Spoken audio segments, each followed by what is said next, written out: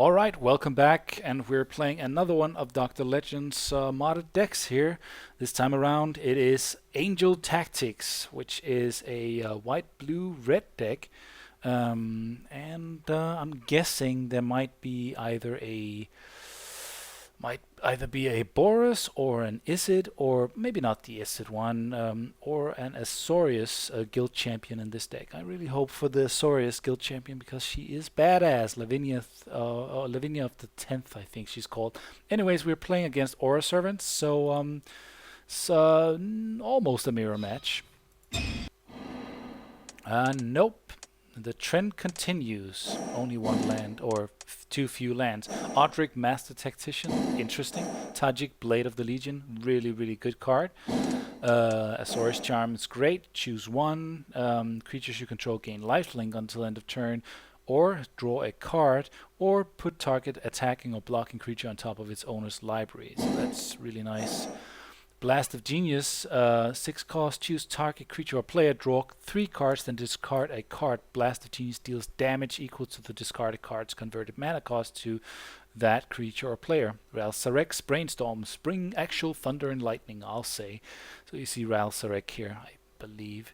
Anyways, really cool card there. It's a little expensive. It costs 6, but still not that expensive that you can't justify it, because you can do a lot of, you can remove creatures, and it has that randomness that Izzet has, but you get to draw 3 cards, so that's really cool. And you can also, if you're sure that the card that you have a card in hand which has a converted mana cost enough for you to kill the creature that you need to kill, then you just draw 3 cards and discard that card that you're sitting with. So Gisela, Blade of the Gold Knight, is really cool. 7 cost, a little expensive. 5/5 flying, first strike, and if a source would deal damage to an opponent or permanent an opponent controls, that source deals double damage to that player or permanent instead. And if a source would deal damage to you or a permanent you control, prevent half that damage rounded up. Really strong. Anyways, need to draw a new hand. And I don't have anything blue, but I do have the mana for both Faithless Looting and Boros Reckoner. So it will take a few turns for me to get mana for the Render Silent, and this is expensive anyway, so yeah. Definitely pretty interesting.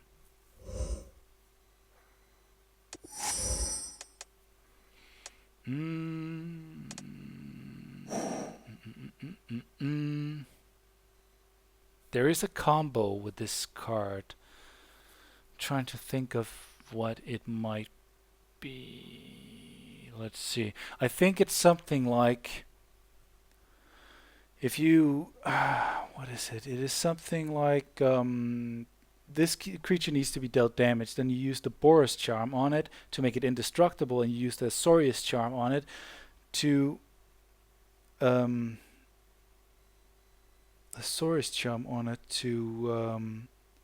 gain to make give it lifelink, and then when it is dealt damage, it deals damage to target creature or player. So you target itself and you just keep sapping it until you have as much life as you need, and then you just sap your opponent.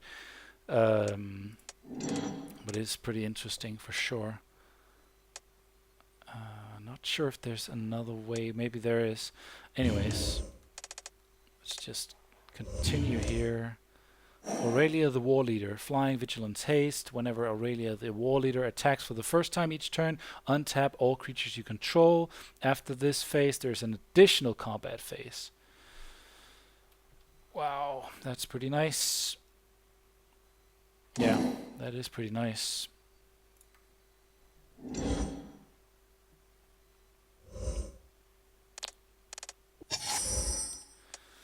Well, there we go. So we have enough for the Boros Charm. Faithless Looting. I think next turn will be Boros Reckoner time. Yeah. Could also just drop the Blast of Genius and the Render Silence. Maybe I should do that. Yeah, maybe I should do that. See if I can draw into...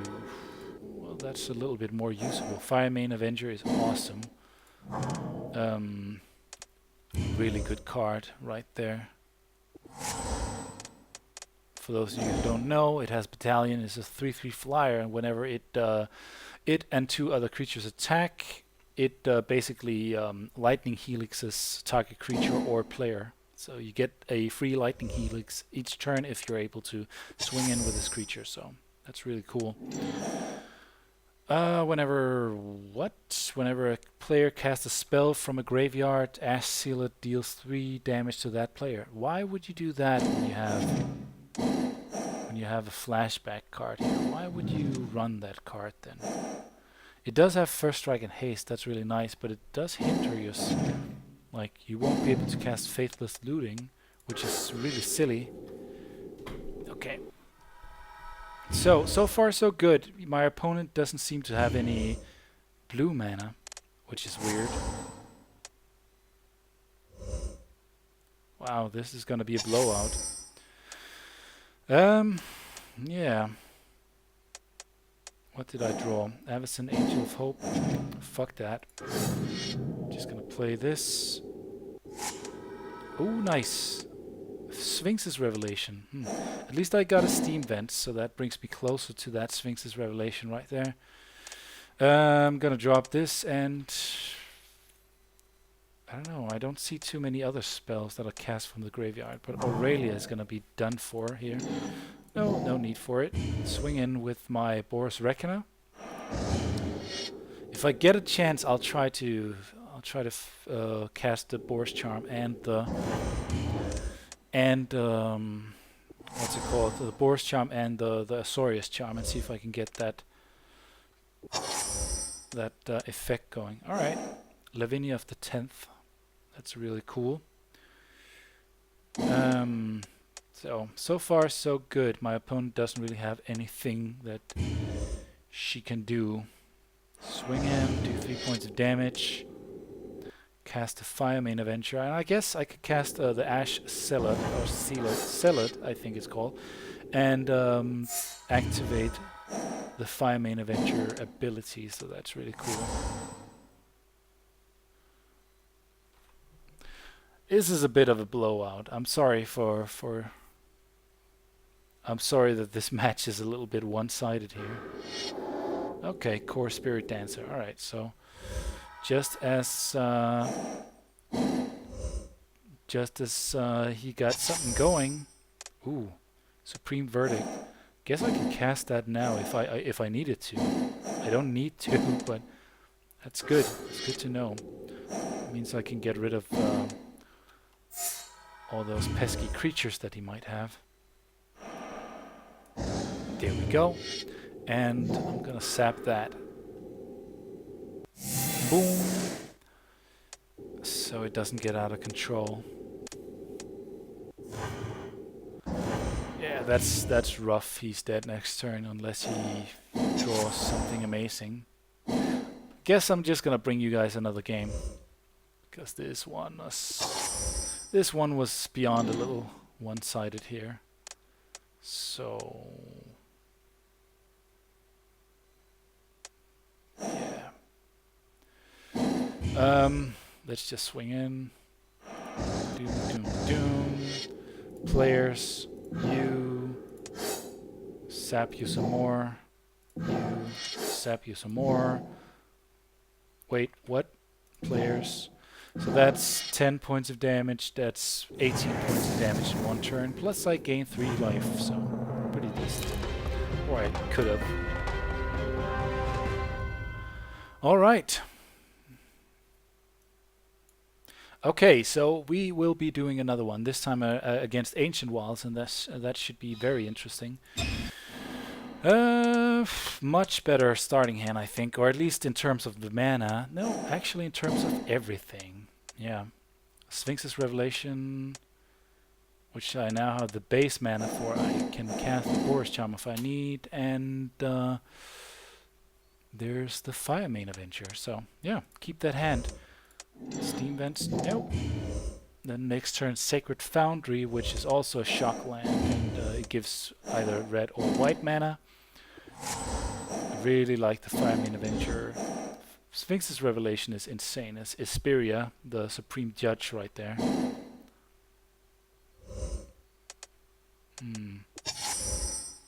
Nice.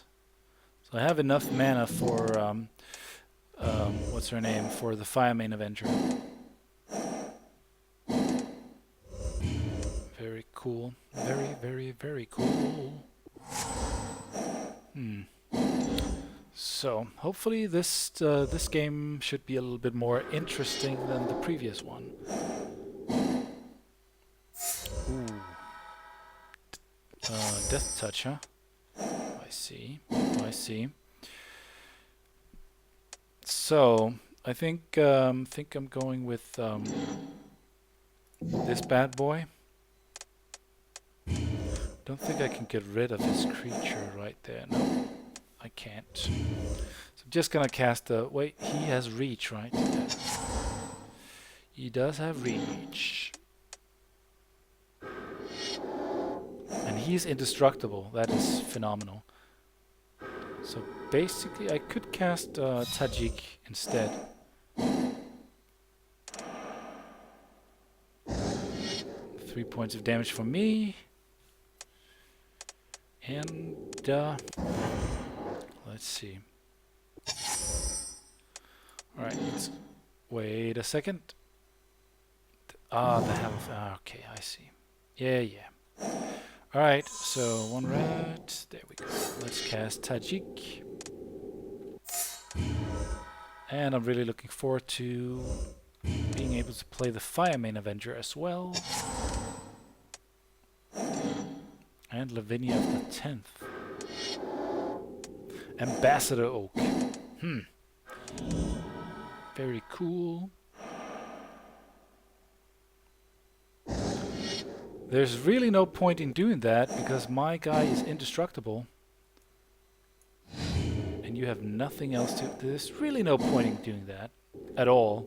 Unless you want to lose a potential chomp blocker. And I guess you did, so that's fine. What is that? Defy Death. Return target creature card from a graveyard to the battlefield. If it's an angel, put 2+1/+1 counters on it. Well. Do I need it? Yeah, because then I can cast Lavinia of the 10th. I think I'd rather want this down. So, a lesson in how you waste life.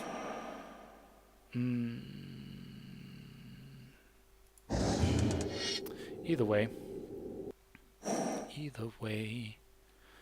Detain each non-land permanent your opponent controls with converted mana cost 4 or less. Why did I do that, by the way? Now I don't have my my indestructible blocker. That was really stupid. Really stupid. I'm playing with my head under my... with my head up my ass here. Well, there you go. He's also 4 cost, by the way, so I'm gonna detain every one of his creatures next turn. Detain these. Taunting Elf. Don't you dare taunt me.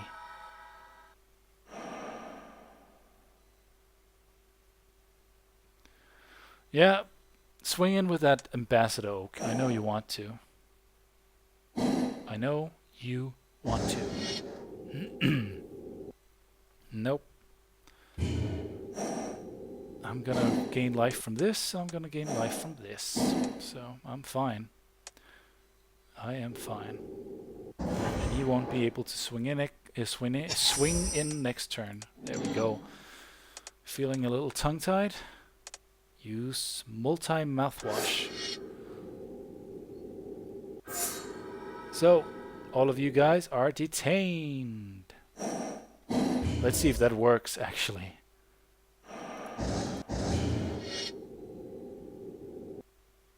It should. Yeah, and it did. So he won't be able to use any of those creatures, but he will be able to bounce one of his guys. He bounced his Roaring Primadox. That's perfectly fine.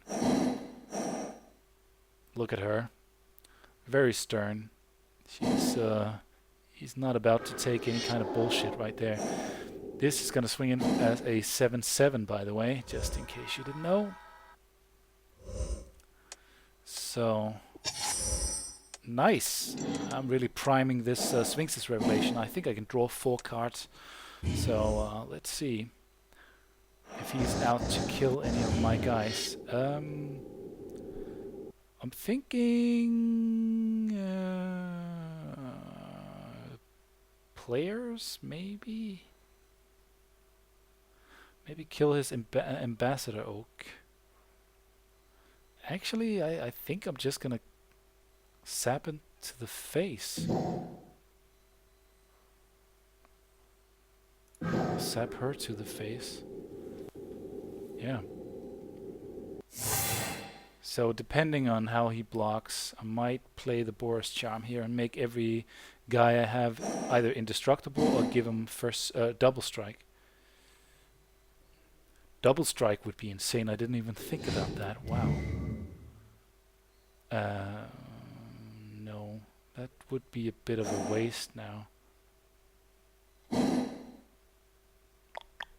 So 3.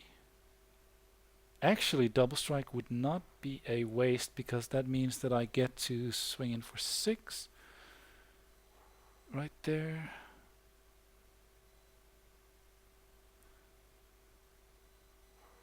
Yeah, alright, let's do... I think double strike would be the most advantageous. Choose a creature. Oh, fuck that. Wait. Just one creature? Alright, let's do this then. And it's all permanent. I didn't even think about that. Okay, good enough. Well, next turn I can kill off the Ambassador Oak and be done with it. And now he pretty much has to stay back to block with everything he has.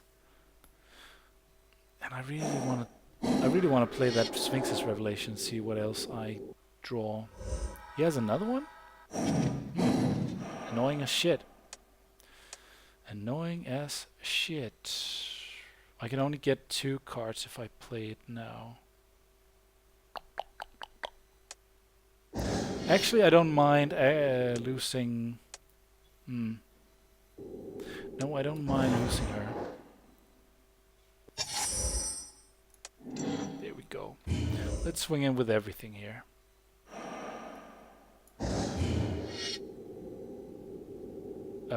Creature, let's kill that.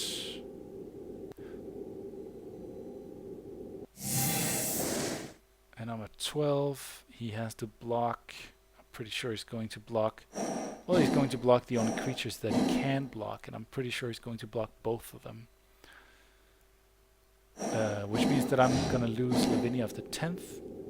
So the question is, do I want to defy death or draw myself a stacked hand? I think I'm just going to draw myself a stacked hand on his turn. Yeah. I might draw into something with haste. So... there we go, Roaring Primadox for the loss. Don't tell me he's going to swing in. That is silly and ridiculous if he is. Okay. Idiotic. Anyways, let's just get it out of the way. He doesn't have any other things to do this turn. And I actually drew some interesting things. Okay. Yeah. So you're dead. Hallowed Fountain. Do I need it? I might. I don't know. I don't care. So actually, that's wow. This is a stacked hand. This is a very stacked hand.